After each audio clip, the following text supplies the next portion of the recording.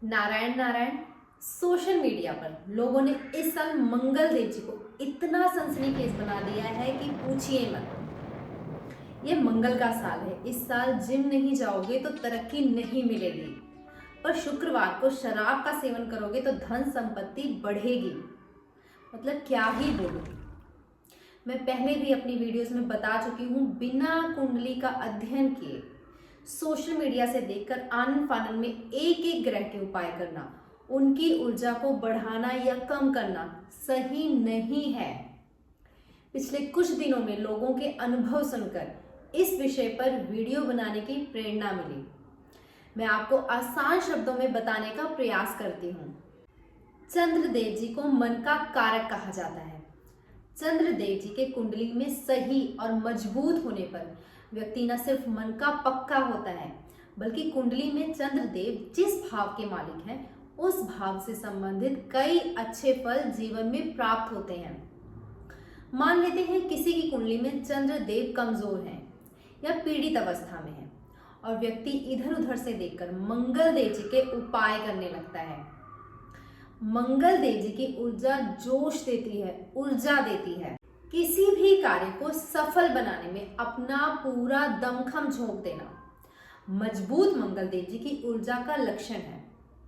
अब सोचिए कि उपाय करके आपने मंगल देव जी की ऊर्जा को छेड़ लिया और चंद्रदेव जी कुंडली में कमजोर हैं, यानी ऊर्जा इकट्ठी कर ली, पर ऊर्जा को संभालने और उसे सही वक्त और सही समय पर इस्तेमाल करने के लिए जो मन की शक्ति चाहिए वो तो है ही नहीं। तो ऐसे में बिजनेस में बड़े बड़े घाटे से लेकर सुसाइड अटेम्प्ट करने तक के केस सामने आते हैं, क्योंकि व्यक्ति काफी समय से किसी व्यापार को करने की सोच रहा था, हिम्मत नहीं हो रही थी, कुछ दिक्कतें आ रही थी। उपाय करके कुछ हिम्मत आई, कुछ रुकावटें हटी तो व्यक्ति अच्छी खासी सेविंग्स को यूज करके बिजनेस खोलकर बैठ गया। पर उसे हर दिन चलाने के लिए जो सोच समझ चाहिए वो चंद्रदेव जी से मिलनी है और वो कुंडली में कमजोर है। तो एक घाटे के बाद दूसरा आता जाता है, पर सोच समझ के अभाव और जोश में डूबा व्यक्ति जब तक एक एक पैसा ना खराब कर ले तब तक पीछे नहीं हटता। और मैं ये नहीं कह रही हूँ कि चंद्रदेव जी मंगल देव जी से ज्यादा शक्तिशाली ग्रह हैं, क्योंकि नारायण ने समस्त ग्रह नक्षत्र ब्रह्मांड कुछ इतने अलौकिक रूप से बनाया है कि हर व्यक्ति वस्तु स्थान समय स्थिति अपने अपने हिसाब से बराबर महत्वपूर्ण है।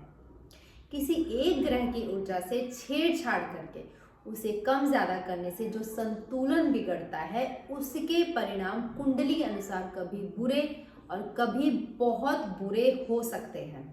मंगल देव जी किस भाव के स्वामी हैं, कुंडली में किस नक्षत्र किस भाव में सुशोभित हैं, इन सब का गहन विश्लेषण किए बिना रील से देख देख कर उपाय ना करें।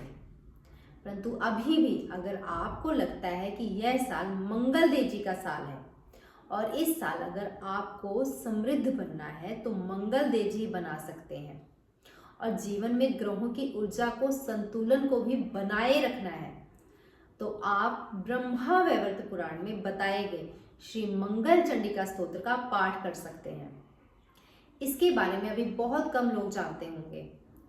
चंडिका देवी महात्म्य की सर्वोच्च देवी मानी जाती हैं। दुर्गा सप्तशती में चंडिका देवी को चामुंडा या माँ दुर्गा कहा गया है। चंडिका देवी महाकाली, महालक्ष्मी और महासरस्वती का एक संयोजन रूप है।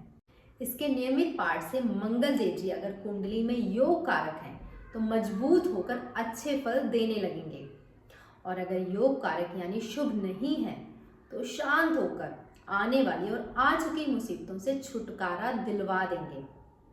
यानी कान चाहे दाएं से पकड़े या बाएं से, फायदा ही होगा। जिनके मन में एक अधूरे काम की आस उनको इधर उधर से देखकर ऐसे उपाय करवाती है, उनको यह वीडियो भेजकर उन्हें सचेत जरूर करें। अपने प्रश्नों के उत्तर तथ्य सहित और शास्त्रोक्त ढंग से जानने के लिए चैनल को सब्सक्राइब जरूर करें। नारायण नारायण।